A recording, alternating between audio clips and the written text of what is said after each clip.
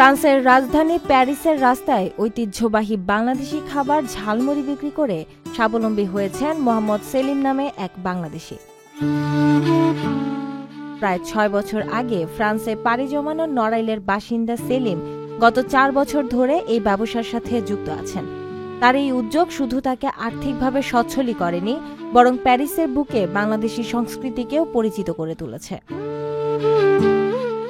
সেলিম প্রতি ঠোঙা ঝালমুড়ি ১ ইউরোতে প্রায় ১৪০ টাকায় বিক্রি করেন। এই আয় থেকে তিনি ফ্রান্সে নিজের জীবনযাপনের পাশাপাশি দেশে পরিবারের জন্য নিয়মিত রেমিটেন্স পাঠান। তার ঝালমুড়ির ক্রেতা কেবল প্রবাসী বাংলাদেশিরাই নন, অনেক বিদেশিও এর স্বাদের প্রশংসা করেন।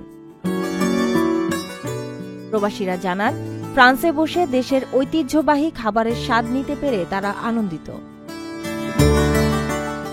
সেলিম জানান, তিনি ভিন্নধর্মী কিছু করার চিন্তা থেকে এবং বিদেশের মাটিতে দেশের সংস্কৃতিকে তুলে ধরার লক্ষ্যেই এই উদ্যোগ নিয়েছেন। তিনি ফ্রান্সের বাংলাদেশি দোকান থেকেই মুড়ি, চানাচুর ও অন্যান্য উপকরণ সংগ্রহ করেন এবং বাসায় বিশেষ মসলা তৈরি করেন।